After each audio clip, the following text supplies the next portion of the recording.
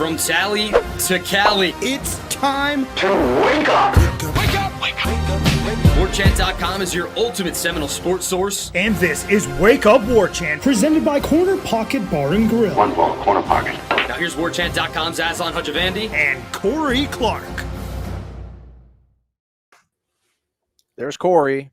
I'm Aslan. What's up, everybody? We are live right now, September 8th, 6 p.m. Eastern Time. It's your Friday podcast. Hope you have a great weekend. Welcome on into Wake Up Warchant Live, presented by our friends over at the Corner Pocket Bar and Grill. And since we are live, also our friends at DeLuna Coffee, DeLunaCoffee.com. Come explore our world of coffee. The bundle's still going. Get a tumbler, get coffee and a sweet treat, or tumbler hot chocolate sweet treat. Subscribe if you're watching us here live on YouTube. If you're listening to us on YouTube, maybe on the replay, subscribe to us as well. Thumbs up. And why not, Corey? Why not just go ahead and subscribe to the entire website, right? It's only $1. It's still $1, right? Yeah, I mean, at this point, I'm judging you if you haven't done it. Like, we've given you a month to do this, and you cheer for a 2-0 football team. We would say roughly ranked 30th in the country. When was the last time you got to cheer for the number 30 team in the country, gang? So get on board. Right? Isn't that what they come out with the receiving votes? They were like the 5th most receiving votes or something? We used to do that in Mississippi, and I used to make fun of everybody for doing it. So I don't want to. I hope people know that my tongue was that was tongue in cheek right there. I don't cover Florida State so they can be top 30. We're looking for top 3. So hopefully we're on the way there. The climb has started. Just lost a bag at DeLuna. Hopefully all is well. Shout out to everybody. Our guy Josiah on the back, popping up comments for all of us. Let us know your questions. We'll answer them. I was at practice today. Mike Norvell upbeat, liked the way his team responded. My favorite part of the post-practice interview was just him talking about, like, he knew the team was going to bounce back today after having a normal practice on Wednesday. I like how he talked. Average. Is that what he said? Yeah, average. yeah, Sorry. average. Yeah. Does that shirt say 59-3? Aslan? No, it just says on 3. Jay from Daytona, it just says on 3. It's a new company, buddy. It's our new internet daddy. But he mentioned, he knows this team. He knows what they want to accomplish. And then he mentioned, like, you saw me last week. You heard I was confident. Like, he actually explicitly said that, which I was like, yeah, you really were. So it's good to see that you guys played well. That's my only really kind of big takeaway in terms of how they practiced. They still are doing a lot of 11-on-11, good-on-good stuff, which is cool to see because they just really run a lot of scout when we're out there during a game week.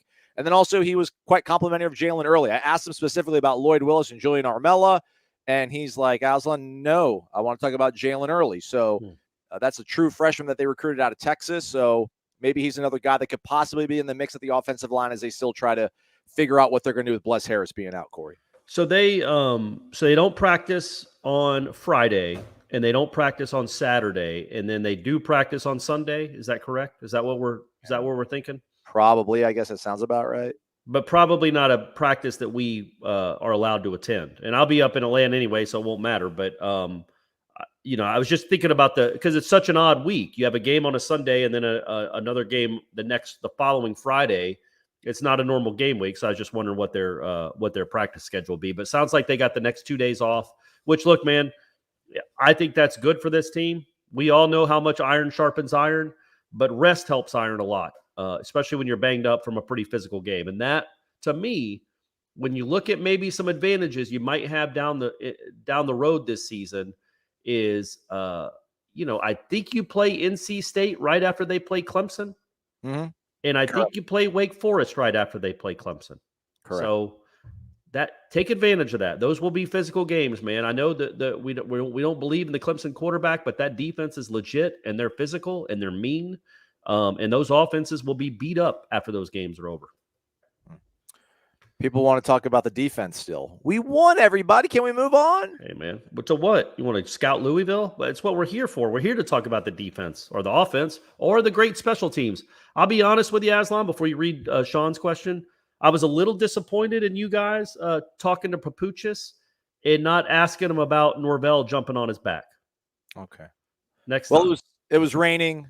Yeah, that's what Ira said. And that's a good excuse. And I was dry up here in Georgia. So, if I wanted to ask about it, I could have been down there and asked about it. Yeah, he probably would have given us a good answer on that. But I started off with, I'm like, hey man, because we're interviewing him, and as we're interviewing him, players are walking by and they're like, give that man a raise. Like 4 or 5 players are like, give that man a raise. And I asked him, like, hey man, is that kind of cool though? Like your players, I know they're kind of joking around, but like they're really happy. Was that a top moment, Mount Rushmore for you as a coach? He's like, well, as a team, we went out and executed. I'm happy for it as a team. It's like, come on. Well, he didn't want to make it about himself. That's what good people do, man. That's what good people do. They don't make it about themselves. I'm giving you the opportunity. Like we all know, it's a team game. Right. They executed, but like you probably were going to lose some sleep if they lost the game because your kicker can't keep it in between the big wide field. And that kind of stuff eats at you. But yeah, it was good to hear from John Papuchis. Check out that interview up on our website. Corey, what about Sean's question here? Why was Derek McClendon in his spy position and Tatum Bethune back with the safeties during our horrid prevent defense debacle? Seems like an odd choice in personnel and positioning. I'm so glad we won. Imagine if we lost. Good grief. Oh boy, man. I don't know that we'd still be working at Warchant, man. That would have been a dagger. That would have been that would have been tough to come back from. Was Bethune back with the safeties? I was overwhelmed. Sean B, I'm not arguing with you. I don't know. I'd love to have. I don't even want to comment on that necessarily until I have proof that that's true, because that clearly doesn't make sense. McClendon was in a spy position, and you're asking me why? I don't know. We haven't gotten Adam Fuller. If and when we get Adam Fuller, see, the problem now is we haven't gotten him. It's been 4 days since the game, 5, right? So by the time we get him again, it'll probably be talking about Louisville. It'll be weird to look back a little bit, but I think we will have to, just because there will be other times this season when they're nursing a lead and they're trying to keep a team from going right down the field. And I can't imagine your best defense is to have McClendon, not even your most athletic defensive end, in the spy position. I can't quite fathom why they would have done that, but we will but that's true. He was in the spy, and on the play after the sack that Verse had, that should have, by all intents and purposes, ended the game. The very next play, Daniels runs for 25 yards, in large part because you had a spy that didn't make a tackle, because that spy isn't close to the athlete that the quarterback he was trying to tackle was. And in that instance, man, I don't care. Put McClellan back there. Put somebody that can move, that can make Jane Daniels can't just run right around. That's what I would have done. And I don't know that we might have lost Aslan. No, I'm here. There's something wrong with this camera. Shout out to somebody, by the way, who DM'd me on Twitter saying that they had a extra webcam and they would send it to me if I needed it. I don't think it's my technology. I think I can't really even pinpoint really what it actually is, but I appreciate you reaching out. How come, this is as good as you've looked in a while. You should make this your Tinder profile. Like a talking egg with the vibrations coming out of that circle. That's good stuff, man.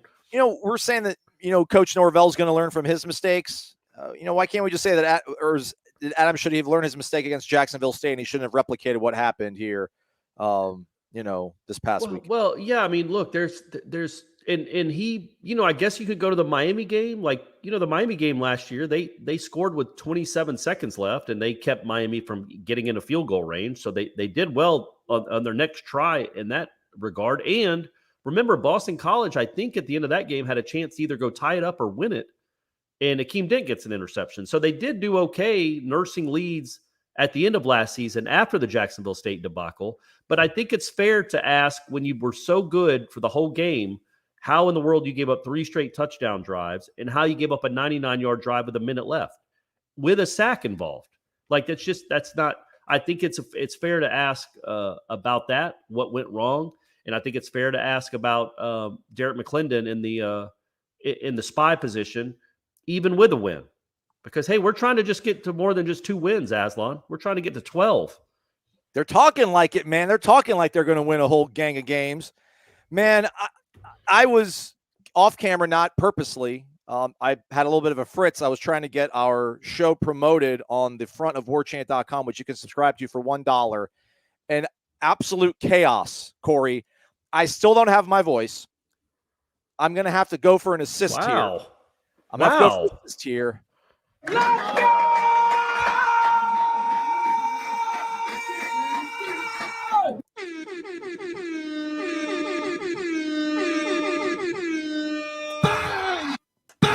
Gregory Morant, $500. Maybe my voice is back, Corey. Let's go! I didn't know Gregory rolled like that. That's great to see, Gregory. Never. Oh my gosh, dude, Gregory's we're cut from the same cloth a little bit. We're kind of cynical, skeptical people. Yep. He's been on the Micah Pittman train, but everything else he's been pretty skeptical about. He just dropped $500. I don't think anybody's ever given us actually $500. They've always had $499.99. Gregory raising the bar, my friend. Good job, Gregory. Thank you very much, by the way, man. That's very, very, very kind. Thank you very much, bud. Thank you. That's more seriously, sincerely. Thank you. I don't know if the books open up, maybe he gets, I don't know. I mean, it's one time, but what a grand slam down by 3, bottom of the 9th, last strike, 2 outs. I mean, come on, what clutch. Gregor says, I was wrong about the LSU game and possibly the season. The players showed heart for Mike Norvell in this program. I can now see 8-4. Let's go one game at a time. Micah Pittman will show up and show out sometime during the season. Well, look, I'm not down on Micah Pittman at all. I thought he had some really big plays in that game. The one that I liked the most was I think it was 3rd and 10. He caught about a 6-yard in route from Travis because he had to get rid of it quick. And it's a good throw. It's an anticipatory throw. But what I loved about Micah Pittman was, yeah, man, I'm 5'9" or 5'10" or whatever. But he caught it and cut up field and got himself the first down. And he had another big play where he got a first down later in the game where he got open on a scramble drill. I like the guy. I think he's certainly an upgrade over what you've had there. I don't know that he's going to be a superstar. He's not going to be all ACC for you, but he should get you 4 or 5 catches every game at least. And 3 or 4 of those should be first downs, and he's going to score some touchdowns for you. So, no, I like Pittman. I think he's played well. And I do think these players really do like their head coach. I think that seems pretty darn obvious. I think they do play hard for him, man. If nothing else, and there is other stuff now, they do play hard for him. Especially these last 2 years. I mean, look, I don't even last year through that horrendous stretch, you never watched that team and go, man, they just quit. They just gave up and quit. You never saw that. The one time I thought it was happening was the Louisville game. And then at halftime, they completely flipped it, and they didn't score again. Louisville didn't after scoring 31 in the first half. So he does have a team that fights and plays hard. As we all know, he's got to get better talent across the board. He's got to get a better roster. But, man, you like that you feel like because of how hard they play for him and how hard they practice for him that they can come close maybe to maximizing their potential of what this season can be. And they'll hopefully play better late in games than they did against LSU. I mean, I don't want it to diminish him. I don't know if it's so much they play hard for him, but he still gets credit because they play hard for probably each other, which is equally as important. That's part of it. Yeah, that's part of it. I don't care about each other. I don't think people like Shaheen was looking at the sideline and seeing Coach Norvell nervous, like, all right, man, I got to do this for him. You know what I mean? I'm sure there's a little bit of sense of that. Let me bail my guy out and try to make a play here. But, when we talked to Robert Cooper on In the Coop, which will be back next week during the game week, he talked about that everybody on this team just loves the guy. So that obviously matters, but I think everybody is just so tied in together.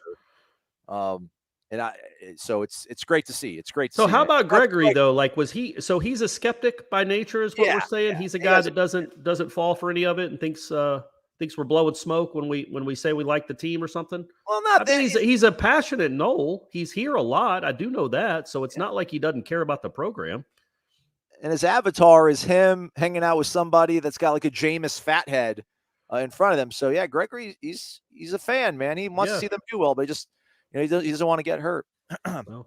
All right, well, Corey, apologize to this man. Look at his face. Look at his face, Corey. Yeah. Identify that man. Burn it into your memory. It's our guy, Ray Pereira. Ray, what up, big dog? Let's go. What? $4.99.99. Ray Pereira got you by a cent. Ray got you by a cent.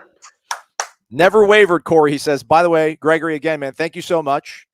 Ray, thank you so much, Ray. A pillar. Ray, one of the first guys to put his tomahawk here on the pillar, so you can't see it. Ray, I think, is the OG. Like, Ray is the first one that gave us an amount of money where we're like, wait, what is going on? Can they do that? Where does that go? How is that? Ray was one of the first ones, man. Maybe the first one. All is well, he says. He never wavered, Corey. Great seeing you and a Thanos-looking Aslan. Is that bad? Does that mean like I'm looking good? I think that means it looks like you're jacked. All right, trying. You're trying, man. like that tight shirt too. I'm trying to wear a tight shirt too, but you can't. I'm not standing up, so you can't see what's working here. But there's medium. a lot. It's a medium. I'm a medium guy. I'm a medium-sized human being. I wear mediums. Proud of our Noles for invading New Orleans. Outside of Malik Cunningham, what should we be aware of at Louisville? They got one receiver who did most of their damage through the air, and I think that's the only guy that they really were speaking highly about coming out of camp. Otherwise, defensively, man, maybe Jarvis Brownlee. We got to maybe watch out for him, although I should pull up his Pro Football Focus numbers to see what it's at. But haven't dove too deep into my scouting. We'll see tomorrow night. I think we'll get probably a better idea of how they're going to bounce back after getting embarrassed like that against Syracuse. Ray, thank you very much, man. Really. And I'm going to apologize. I hope I get to see you a lot more than just twice, but every time I see you, I'm going to, I guess, kiss you on the cheek. I don't know what I got to do to get your face, indelibly marked into my brain. But yeah, man, thank you very much. And it was awesome that you came out. That was awesome. I hope you had a great time in New Orleans. And that was one of the things I wanted to say, Aslan, because I felt bad we didn't get to talk to all the fans that showed up, and we didn't get to spend. I tried my best. We didn't get to spend a lot of time. We didn't get to spend time with everyone, but at the same time, it was New Orleans. Like if you show up to the Warchant party, it wasn't the Wake Up Warchant party, just the Warchant party, and you only got 20 seconds with Corey and Aslan. It's like, okay, well, we still got New Orleans to go enjoy. So it wasn't like we were in, I don't know, man. Name another city that's not as cool as New Orleans. So, but Ray, it was awesome to see you, man. Thank you very much. And their best receiver from last year is Alabama, right?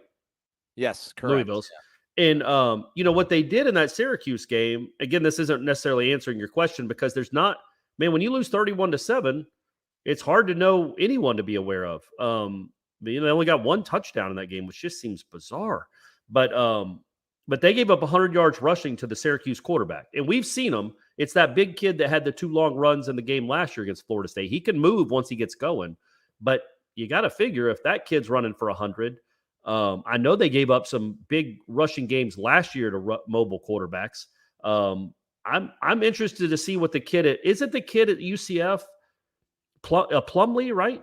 Yeah, John Rice Plumlee from Ole Miss. And he can move, right? Oh yeah, he's kind of like a run first guy. So let's see what that looks like. And if they have a trouble defending another mobile quarterback, well then you feel pretty good about the offense's ability to go in there and put up some yards and points. Yeah. I mean, Malik Cunningham just did not play well at all. Jarvis Brownlee graded out 16th out of 25 players on defense who played for Louisville, 57.4, which comes underneath that 60% sort of margin threshold that they have on PFF. So they only had one guy on the preseason All-ACC list, and that was their cornerback. I think Clark's his last name. No relation. Kytrell Clark. Yeah, and Kytrell Clark, he graded out at 55.3. So not a strong showing out of their preseason All-ACC candidate either. So, but yeah, we'll get probably a better feel of who they are, how they're going to bounce back against UCF. And they're like a 5.5 point underdog right now over on my bookie. So they could be 0-2, feeling bad for themselves, giving up on their coach. Meanwhile, we're climbing. Yep, that's right. That's right. Thank you. And you owe them some too, man. They embarrassed you the last time you went up there. Like straight up embarrassed that team. All right, let me get back here so I don't totally just go for broke on my voice here. I'm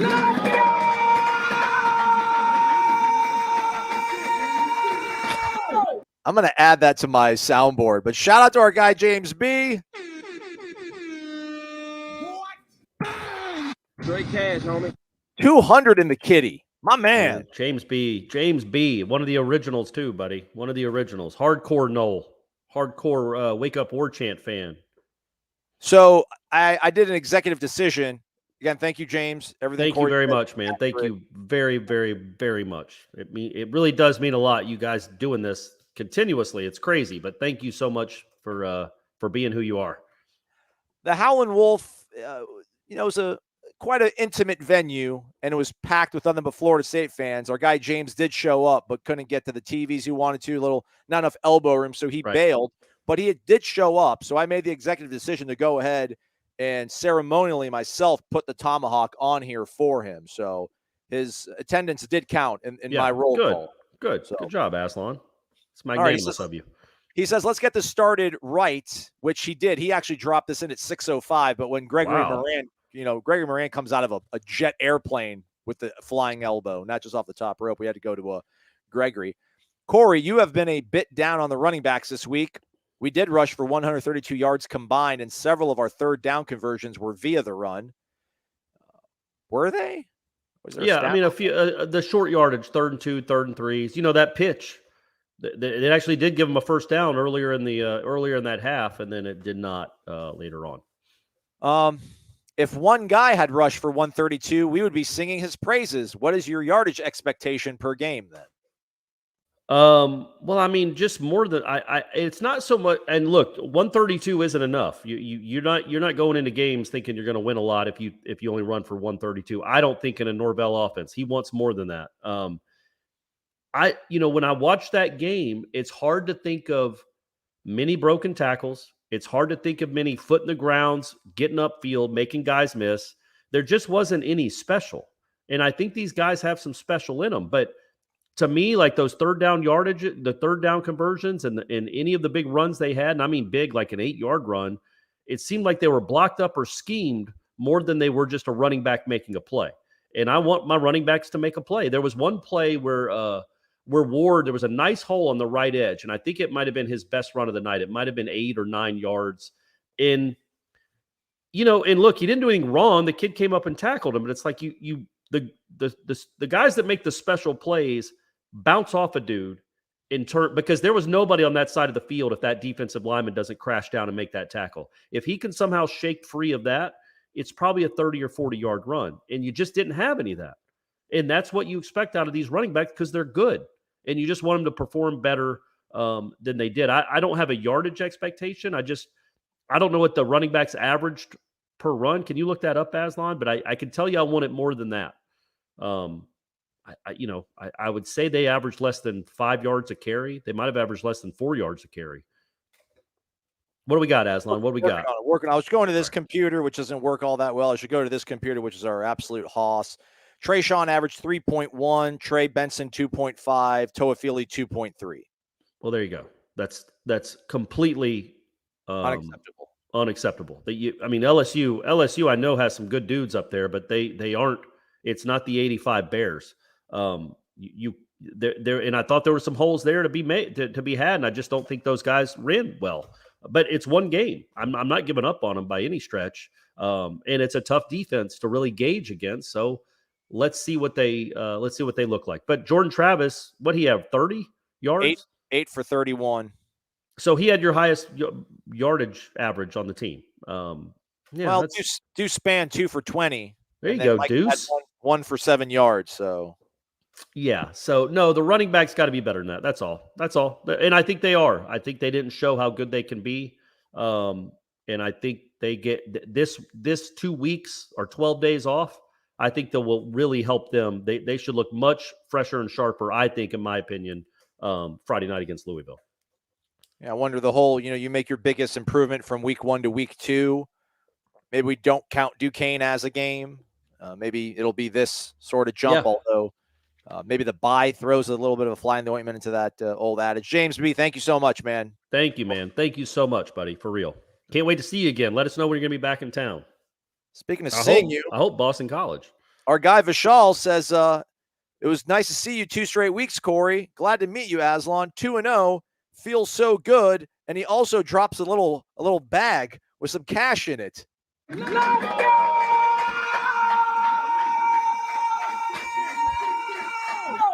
And Matthew Driscoll is helping you out tonight, man. That's for anybody that doesn't know. He's the North Florida basketball coach, right? Correct. Yeah. So Florida State plays them a lot, and he's a hoot after games, man. He's a pretty energetic, kind of odd, but really kind of energetic, excitable dude. So yeah, that's cool that he's got his own YouTube meme, or at least we're making him famous here on this show. I think he actually stopped by practice at UNF one of the days we were there. Oh yeah, he did. You're right. Yeah, I like that guy, man. I like that dude. I like Vishal too. So you got to meet him because they showed up specifically. Him and his buddy Sean showed up specifically to see you at Jeff and I's first home game broadcast from Corner Pocket on Friday nights, and you didn't show up. sure you did have a Tinder thing that night, didn't you? No, I was working on the video open for the that's right. Warchant That's game day right. presented by That's Zaxby. right. That's right. But either way, it's awesome that Vishal and Sean finally got to meet you. I didn't know that they got to meet you though. Yeah, I did. Vishal was with his son as well, so it was super cool to see the next generation being groomed. What an experience for his son, I bet. That would have been cool if you would have brought your son, Corey, but, you're selfish. You just want to hang out with your girlfriend all the time. Well, that's true. Yeah, that he really kicked our cloud having to be with Brady on Bourbon Street. That's not fun. There was somebody who did see you. But thank you very much, Vishal. That's very, very kind, man. Thank you so much. It's good seeing you too. I hope we see you for at least the Boston College game in a couple of weeks. Jason Smith said it was great meeting Corey over the weekend at a random Pensacola rest area. My son was mad I didn't introduce him. He's 9 and he was at the game. Shout out to Blaine. May he get me out of the doghouse with him. So it was it was the Pensacola rest area. I knew it was a rest area. I couldn't remember which one. I'm backing up to leave from this rest area, and Jason says, "Hey, man, hey, what's up?" And I rolled down my window, and I could tell he recognizes me, and so he's like, "Do you mind if I get a picture with you?" And literally, keep in mind, I backed out of this rest area, so I'm kind of in the middle of the rest area road where people come to park, and I'm like, "Well, yeah, we can do it real quick." And then we got out, we took a picture. His wife was very nice. He was very kind. Sorry, Blaine, we'll meet next time, buddy. I promise. But I was thinking, like, what must have the people in the rest of the rest area thought, where they see this dude kind of get excited to see somebody driving in a car, get out of the car and pose for a picture, and then hop back in? Like, who was that the shortish bald guy? Who was that? Is that Bruce Willis? Guys, like, they must be asking themselves that. Like, there was some real mystery for those 8 or 10 cars that were like, what just happened? Who was that? And it was just me. But Jason, that was very nice meeting you guys, and congrats on the win. Joe Tucker, that's a new name I don't recall. Joe, welcome, man. A very astute and clever tip of $24 American dollars and 23 cents. Nice, Joe. Nice, Joe. And thank you very much, man. Thank you. That's what Jordan Travis is selling his shirts for. Yeah. Hope you're a subscriber, Joe. If not, maybe consider it. But thank you in any event. That's awesome, man. $24, 23 cents. Shaheem made a game-saving play. My favorite game saver of all time, though, Paul Porowski, the sack in Lincoln way back in 80, Corey, I think it was, he says. Do you have a favorite game-clinching, game-saving play? I love the coverage. Go Noles. So thank you very much, Joe. In game saving implies that it has to be defense or special teams. It's not offense, because that's a game making, like so I'm trying to think, like DeMarcus Walker blocking the PAT in Miami was a really good one. Man, you got any other ones that come hopping off the brain real quick? I don't know, like does Eddie Goldman scaring the bejesus out of the Clemson offensive lineman and creating that bad snap count as a game-saving play back in 2014? Yeah, that's a good one. That beats mine. I think that's bigger than DeMarcus Walker because of what that win represented. They beat a very, very, very good Clemson team without their Heisman Trophy winner, which is crazy. I mean, that was an ultimate choke job by Clemson, honestly. But yeah, that's a good one, man. I'm going to try to think about this more. I'm trying to think of any of the Miami games where you're like a game-saving play where it came down. It seems to me, man, they don't do a lot of saving of games. You feel like they give up these touchdowns, or they're going in to score and they fumble. Things like that. I know Florida State's won a lot more than they've lost, but it's just, you feel the bad ones are the ones that come up. It's like poker. You remember all your bad beats and you don't remember the ones you got lucky. The ones that are coming to my mind are like Ty Jones forcing a fumble on Christian Ponder and Marcus Sims and things like that. I can't think of the game savers, but I know they're out there. I'll think of one or two. But the Porowski sack, and then like Futch recovering it. That was one of the biggest wins in school history out there. And it was the week before they beat that was number 3 Nebraska they beat on the road. And then they came home and beat number 3 Pittsburgh the next week with Dan Marino. Kurt Douglas, not Kirk, RIP. Yeah. Kurt Douglas. Great game. The decisions at times were terrible. No. Is there something wrong with our kicker? I feel like Kurt Douglas probably just summed up the entire Florida State fan base's reaction to that game in, what is that, 21 words? 2, 4, 6, 15, 16 words? Look, the kicker gives you some pause, man, because this team is going to be in a lot of close games, and he's He made one of his field goals that was, I don't know what it was, like a 27, 30-yarder, which, they count. LSU couldn't even convert one of their extra points and got another one blocked. It was a short field goal. 25. I'm sorry, Corey. 25 so yards. You can't just assume, you can't just dismiss that. He did make a kick, but man, his 47-yarder was short, which is not good in 2022 indoors in college football. There's 1,000 kickers in this country that wouldn't be short from 47 yards, including many in high school, and then kicking 2 out of bounds like that. He's had some moments. He kicked the game winner against Syracuse. And I know y'all can say it was a 34-yard field goal. This program has missed a very, very significant field goal that was 34 yards about 31 years ago, cost them a national championship. So they're not automatics. The kick against Notre Dame to get into overtime. So he's made some big kicks. But that was a pretty ugly start to a season where he is going to be needed, or somebody is going to be needed. We'll see, man. The Louisville game on the road, he's going to have to kick. He's going to have to make some meaningful field goals for you to feel confident about him. And because it was pretty startling the way he started that game. Yeah, I don't know what John Papuchis would say, but he didn't seem concerned when we spoke to him after practice on Thursday. I mean, he chalked the first one up to maybe nerves, adrenaline, and just trying to kill it. But I mean, again, so what? It's a 10-yard penalty ultimately because the ball starts at the 35 as opposed to but when they did, I'm not excusing it. I'm just I know you're not. I guess if you kick it like he kicked it against Duquesne and they're catching it at the 4 deep in the corner and they don't fair catch it, well, it might be a 16-yard difference or an 18. They might not get to the 20. In fact, the one time they returned it, one of the times they returned it, I don't think they got to the 20. So. It's 10 yards if he booms it out of the end zone, which is still 10 yards, but it could be up to 17 or 18 if you cover it well.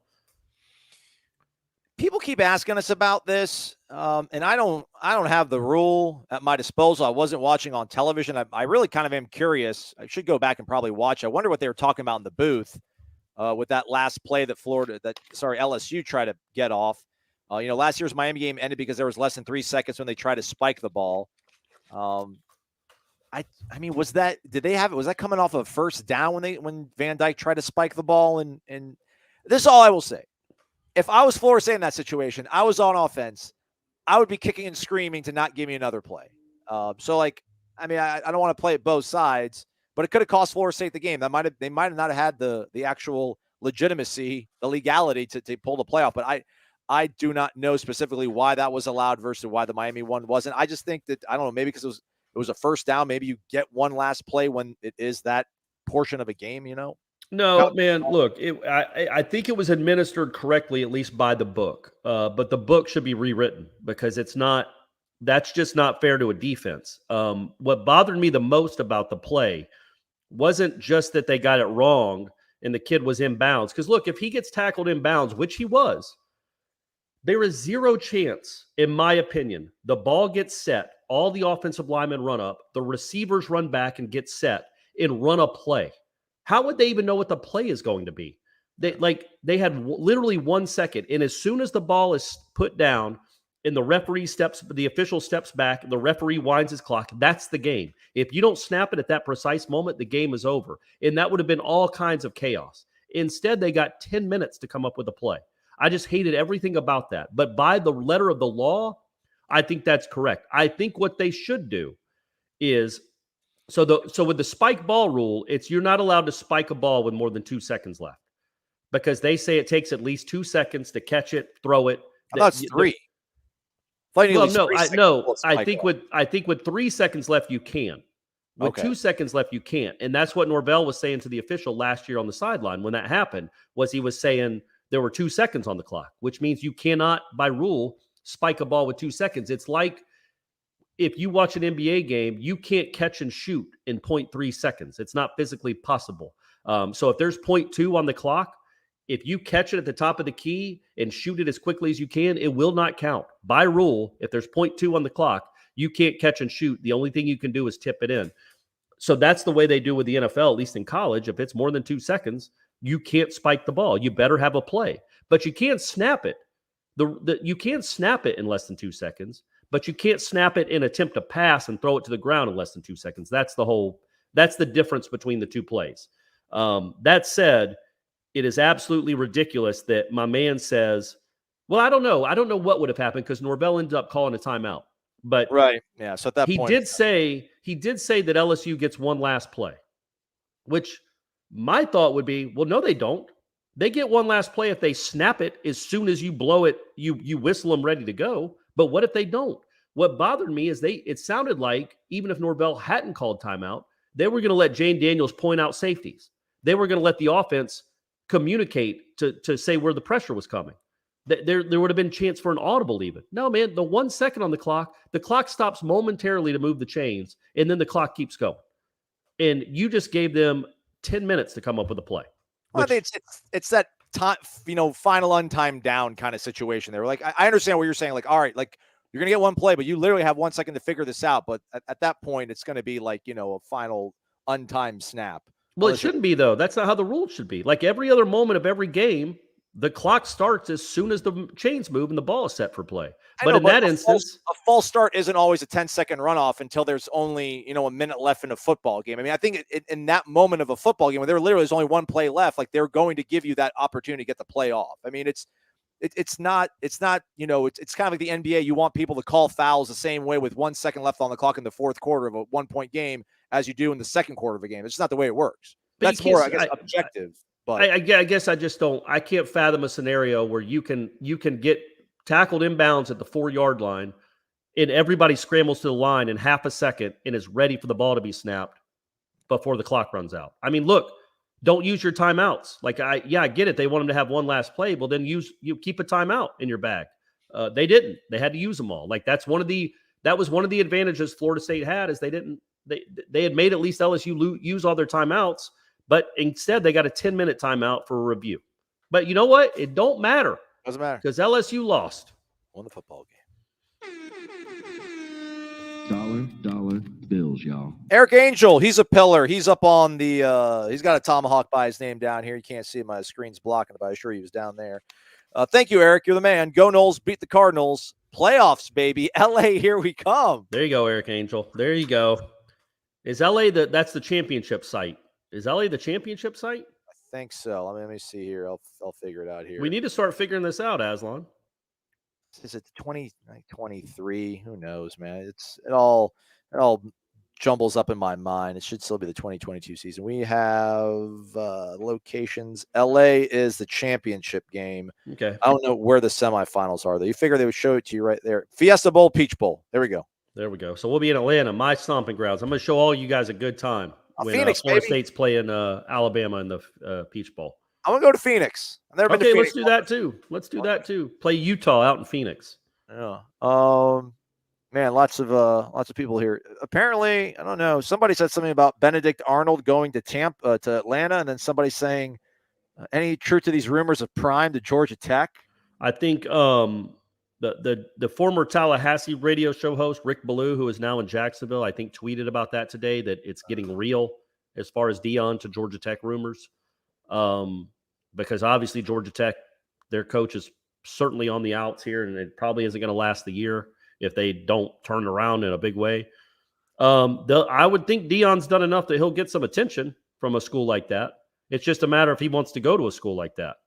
He can be second fiddle, and he's going to be in a real conference. And I mean a real conference where he is not going, no matter how well he recruits, he is not going to have above and beyond such incredible personnel that he's going to thump everyone.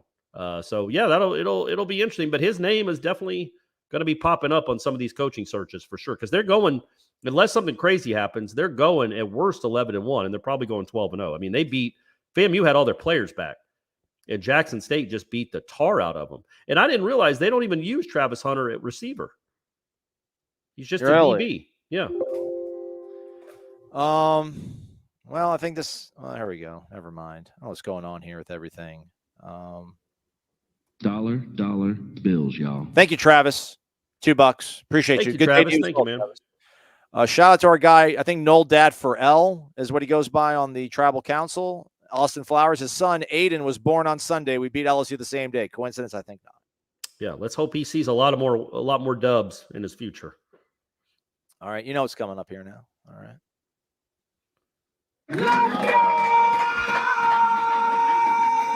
Wow.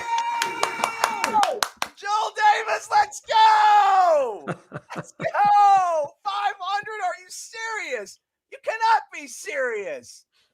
That's my favorite post of the show so far. Not just because of the money, Joel, but obviously the money helps a lot. But that's really funny. You're the best, Joel. You are the best. Besides Ray and Shane and James B. and Eric Angel and all the other people that are nice enough to donate. Wake up! It's Jameis telling me to wake up. Joel Davis with 499 decimal 99. I know what happens in New Orleans stays in New Orleans, but why do I keep hearing rumors that Aslan killed some lady's dog this past weekend? It's weird, Joel. They're out there. They're out on the streets, those rumors. I don't know how it happened, but it's weird. He was alive before Aslan walked into the house, and then 12, 14 hours later, he's no longer with us. And I don't want to say kick because that's violent, but I accidentally nudged the dog in the darkness of the night in the room. But it wasn't a death blow or anything, So the dog was still alive when that happened? Yeah. Well, when we got back to her house, I thought the dog was dead because the dog was just looked comatose in the bed, and she has to she crouches in over the dog bed, right? The dog Yeah. bed, you mean? The dog bed next to the bed. She's petting it. And she's like, yeah, I've been having to do this for the last few weeks. I literally have to check and make sure she's still breathing. And I'm like, oh, dang, I didn't realize it was that dire. But yeah, the poor thing just, laying on its bed, and I accidentally kind of stepped in its bed when I was in, when I heard it go I'm like, sorry. Old that girl. might have been the final blow. I was oh, boy. It was not. What a nightmare for that dog. What a way to go out. Joel, it was awesome seeing you. Your generosity, dude, is incredible and appreciated eternally. Thank you so much, man. It's awesome. And your son's pretty cool too. So thanks for letting him hang out with us and help us out on the show.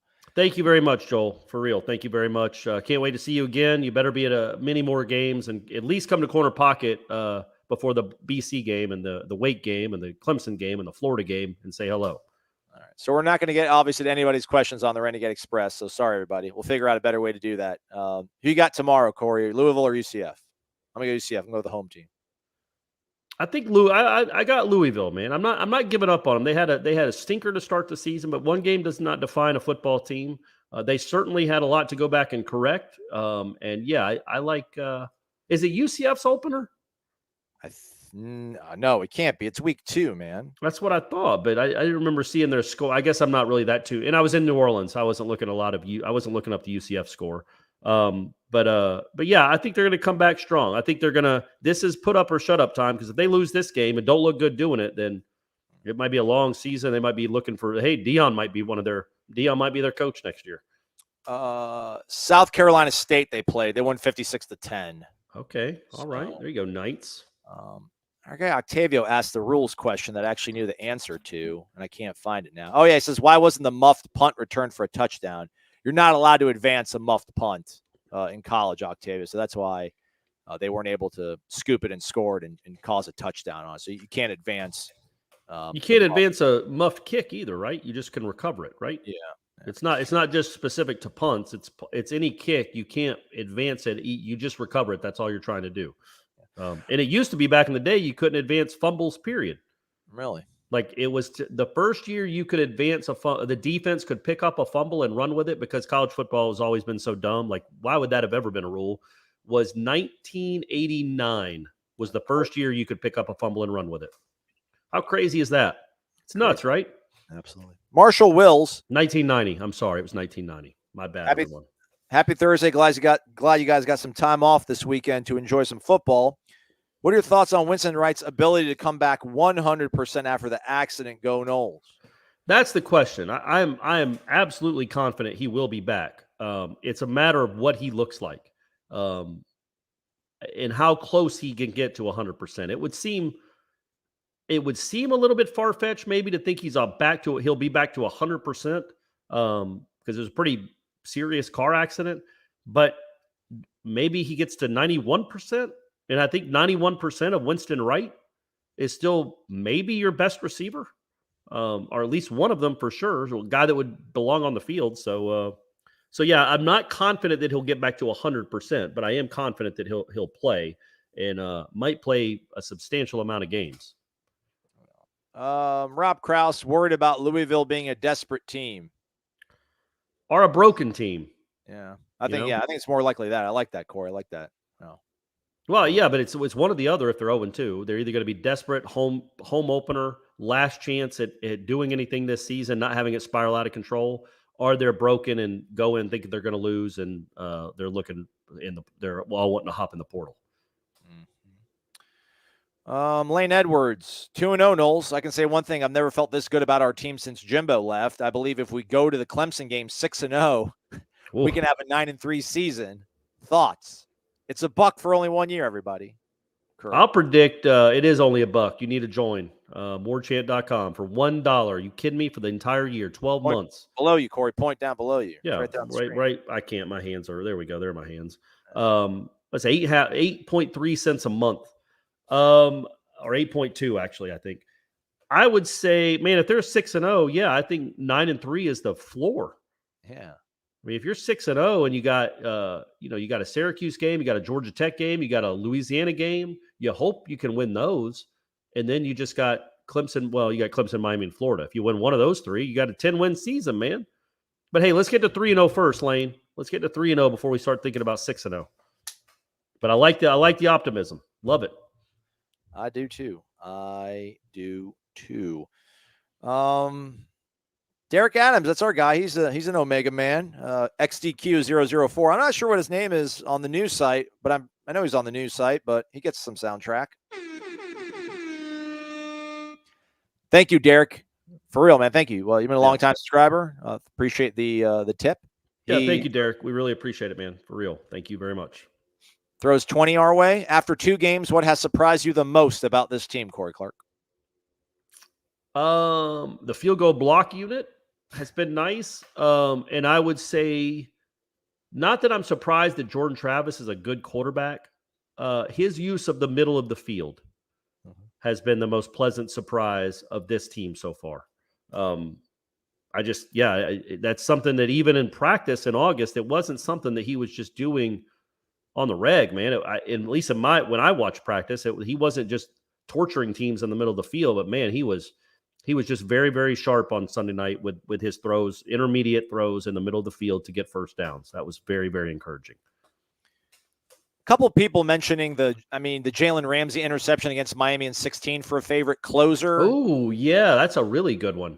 But, it was like in midfield. It wasn't like it was in the red zone or anything. So that's why I didn't bring it up. But shout out to Montre. Well, he intercepted it at like the 20, though. They were at the midfield, but the ball was like at least the 25 is when he caught it. And they were going to that tight end that had kind of tortured him that game. That's a good one. I was trying to think a little further back, though. But the Jalen in 14 is a good one. I mean, for me, probably something along the lines of just how it's kind of weird because, again, they scored 24 points, which you really don't write home about. They didn't even have 400 total yards. But the offense looked good, man.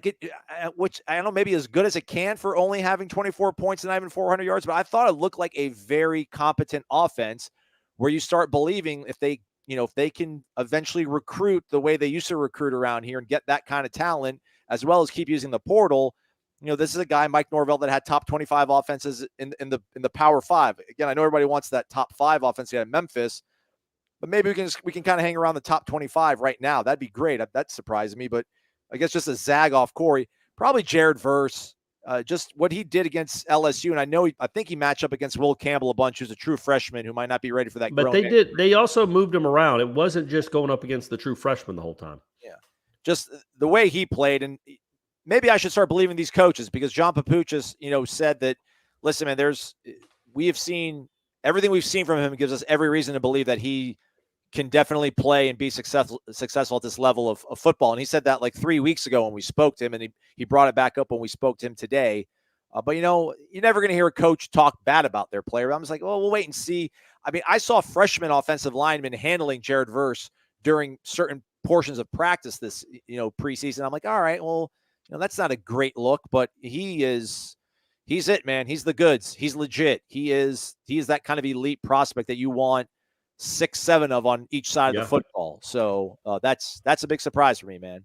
Hey, I saw that he on the board, somebody had a post on the Tribal Council on warchant.com for $1 that apparently he snuck into somebody's mock draft. Ooh. He's like the 30th pick of the first round. Chill with that, man. He's hanging on Tallahassee for a little bit longer, right? Well, get that NIL money. We got a gang here, Jared, that can put together some scratch to keep you in town, big guy. We got Look some at this heavy guy. hitters. Timothy Dangerfield, man. We'll give him some respect. I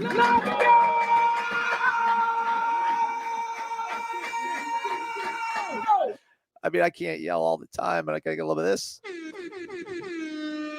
Dollar bills, y'all. Thank you, Timothy. That's awesome, dude. Thank you so much. He's in seems like Tennessee. but he seems kind of like a new face in the crowd. Like maybe the last 3 weeks or so. Like this season's what brought Timothy to the show. He's part of the climb. Yeah, he hopped on just the right time. He's in Tennessee. Shout out. Great game Sunday. Joined Warchant for $1. I, my son, 4 grandsons, and a friend are coming down for the Florida game. Can't wait for my grandsons to experience that. Also became a booster a month ago. Go Noles. I'm still feeling 8-4, 9-3. Good for you guys. Yeah.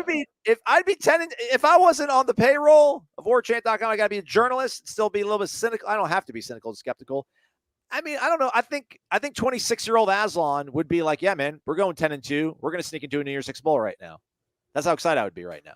Okay. All right, Aslan. That's good to know. Well, you are jaded. Life's kind of beat you down a little bit. You can't. It's hard to be too excited. But I would say, yeah, man, I think that 8-4 is certainly a possibility. 9-3 is a for all we know, this is the best team in the country we're following. They're 2-0. Prove us wrong. But yeah, man, until they give us a reason to doubt them, be excited, be optimistic. There will be a loss or 2 or 3 this season. We all know that. But until they do that, be excited. And yeah, the Florida game should be a lot of fun. It's gonna be a weird environment on a Friday night after Thanksgiving. I'm generally interested in what the town's going to be the night before that game. But either way, it'll be a good time. And thank you very much, Timothy, for the donation. That's very, very kind of you. And if we do something for the Florida game, Warchant, please come over and introduce yourself. Hopefully, we can do something on Friday or the Friday of the game, and we can at least say hello. Hey, speaking of new guys, Timothy Dangerfield, how about an old dude that we haven't heard from in a minute? Dave from Bardstown, Kentucky. $10 in the jar. Thank you, Dave. His son, T-Bone, got a pick 6 out of scrimmage last night, Corey. How about that? I hope T-Bone was high-stepping at about the 20. Just started high-stepping and like putting his hand behind his head and posing like Dion used to. Come on, T-Bone. Pick 6s are a lot more fun if you're celebrating. Thank you, Dave. Thank you very much, bud. Good call, Rob Krause. Kendall Pope, goal line tackle, Seneca Wallace, Kansas City, Arrowhead Stadium, 2002 against Iowa State. I mean, I would think, and no offense to Rob Krause or my man Seneca Wallace, I would think that's when you're thinking about all-time great Florida State games like that in our big-time plays, that's not one that necessarily comes up because everybody was so really crushed about how that game ended, even though Florida State won, because you thought they were going to be back. That was supposed to be the year they were back, and they got out to a big lead in that game and then had to hold on for dear life, and you're like, oh, yeah, this still isn't going well. This might not be any better than 2001, and it wasn't. But yeah, I mean that was a fun game. I was there. I was at Arrowhead for that game. That was a lot of fun until the last quarter. Yeah, I should have known. Slick Pulla wants to know why we're not ranked 10th to 15th, and then somebody else wants us to talk about our thoughts on the Gators being ranked 12th. I mean, it's what happens when you beat a top 10 team. This will all play itself out over the course of the next 6 weeks. If Florida State keeps winning, if Florida keeps winning, they're going to like Florida State. If they go and beat Clemson, if they're 5-1 and they beat Clemson to go 6-1, well, they'll be ranked 12th.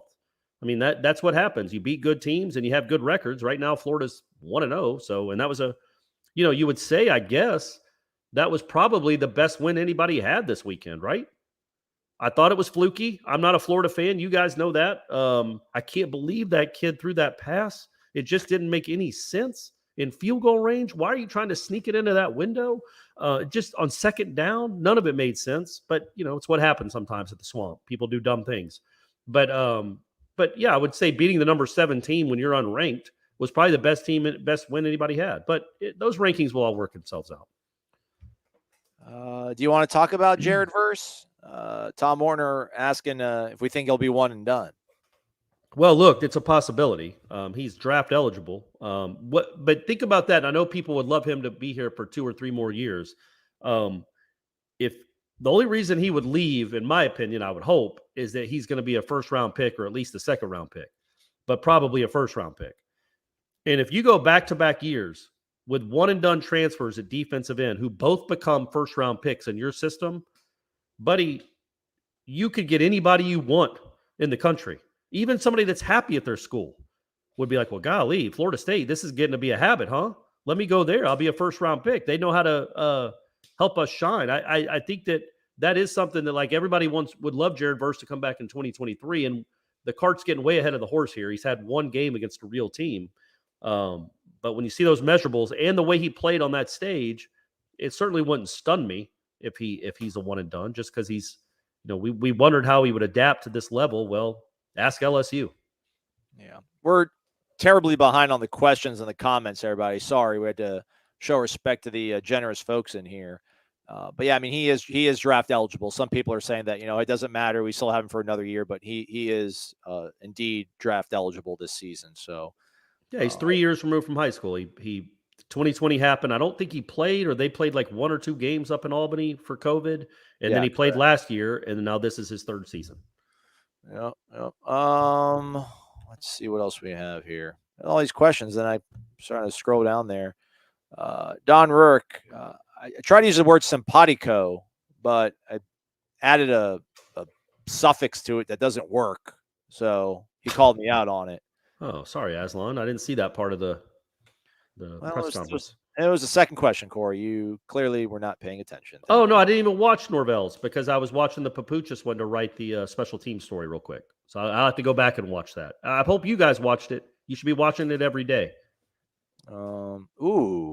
Somebody said something about you being bald, and then J-Frag said they both bald from the looks of it. Ooh. Yikes. It's rude, Yikes. Jay.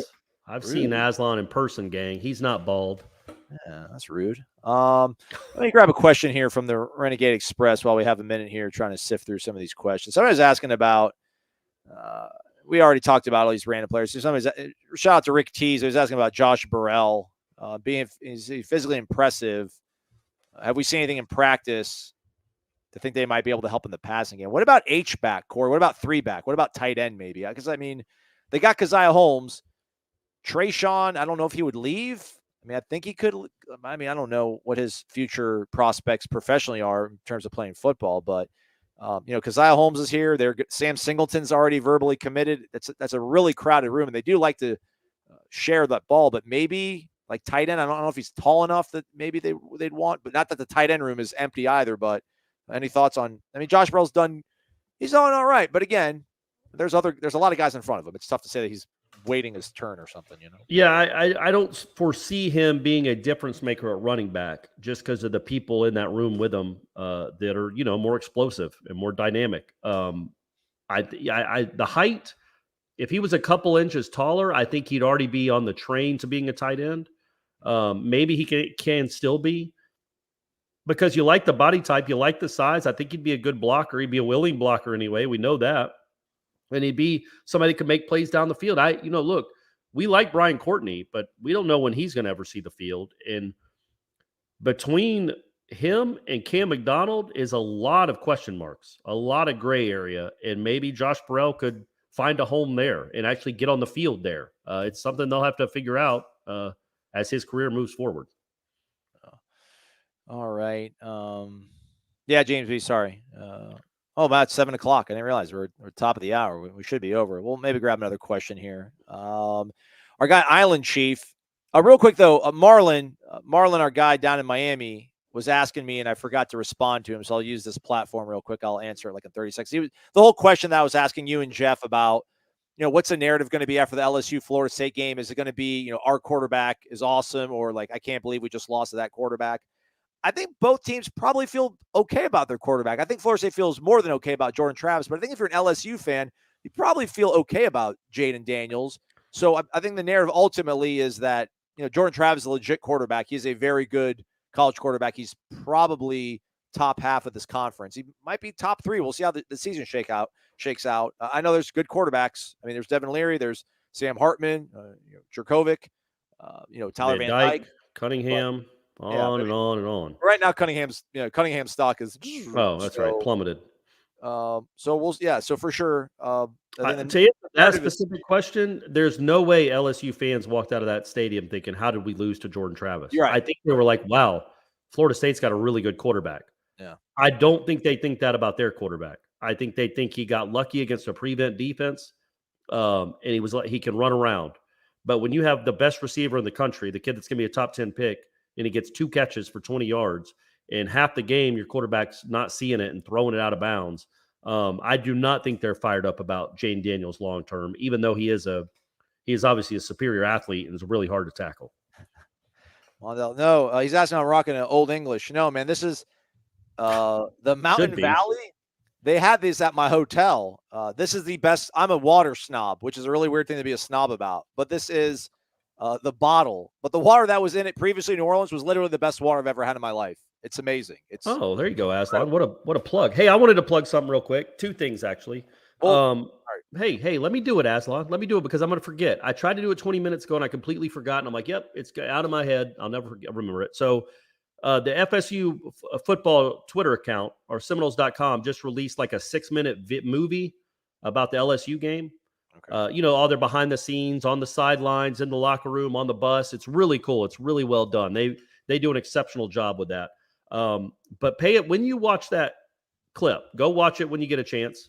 We know that's a free plug for them. Go watch that video. It's really well done. Pay attention to Keyshawn Helton in that video and just like what somebody's presence like that can mean in a rebuild like this. I just think I don't know if he'll catch more than 6 passes this year. I have no idea how his season's going to turn out.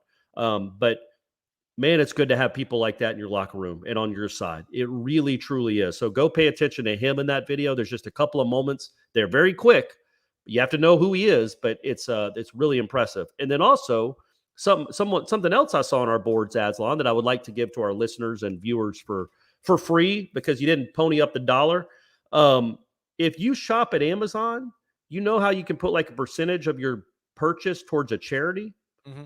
Well, Seminole Boosters is one of those charities. So if you want to have a percentage of your purchases go to a charity, pick whatever charity you want on it, obviously, but Seminole Boosters is one. So if you want to give some money to Seminole Boosters, that seems like a pretty easy way to do it. But that is one of the charities that's listed on Amazon. So next time you're buying something, go look that up and make that happen. Corey 89 Sugar Bowl. There it is. That's the one. Thank you. It's a buck. Thank you. That is the one. Yep. Go ahead and read it, Aslan. Sorry I interrupted you. We're still talking. No, you're fine. We're talking. Still mentioning best defensive game-saving plays.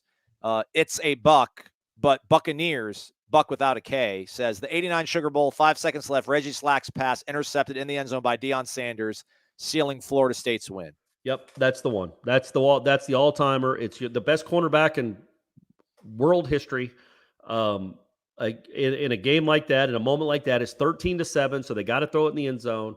And my man, and also Deion had given up a couple of 4th down catches on that drive as Auburn was driving. So for him then to come back and make the play to seal the win was that's an all-time play. And I know, and it's going to be really cool. Coach when Florida State's coaching against them next year when he's at Georgia Tech, they'll probably relive that play. What a great way for a legend's career to end too, of an interception in the end zone. All right, last one. We'll take it from the Renegade Express Island Chief. He's bullish on the offense that left a ton of points on the field, yet they're still averaging 35.5 points per game. On the Saturday after Thanksgiving, will we be higher or lower than that number?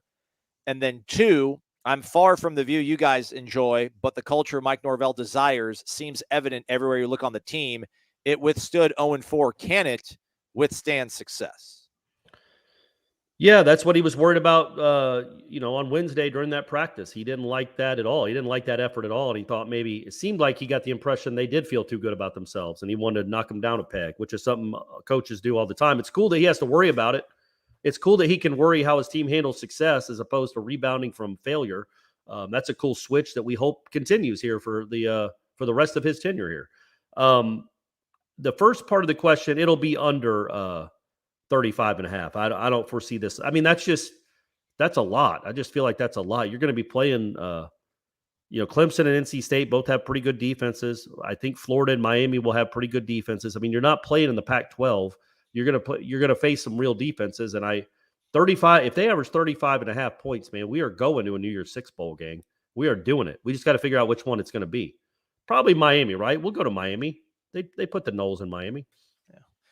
All right, that's a wrap for us and for the week. Again, Corey and I maybe we'll try to jump into that Renegade Express thread and answer the questions with the written word on the old keyboard.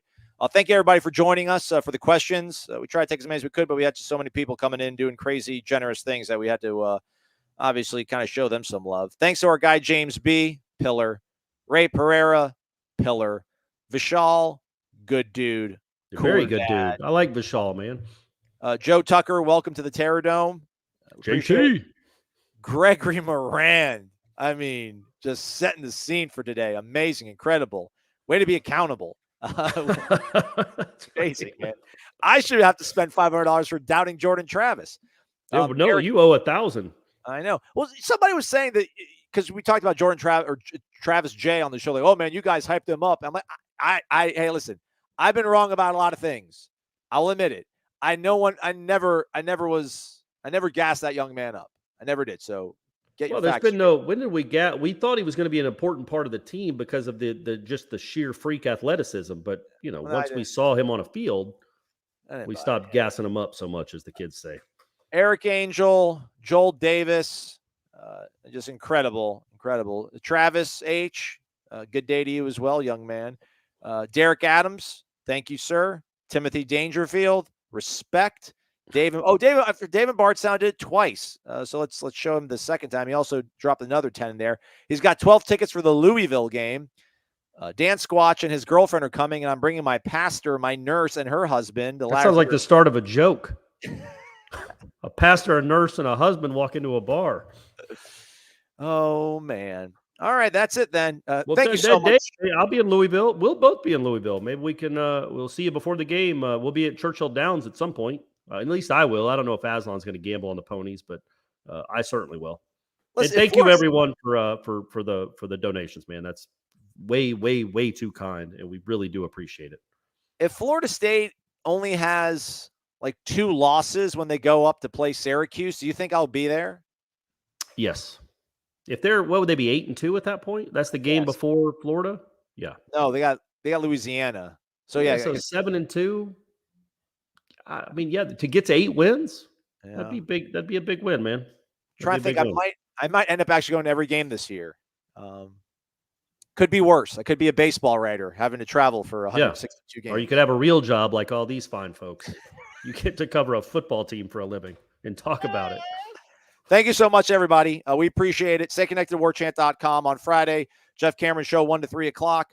We'll have plenty over on the website throughout the weekend, even though it is an off week. For Corey and Aslan, thank you so much for watching Wake Up Warchant live, presented by Corner Pocket Bar and Grill, as well as our good friends over at DeLuna Coffee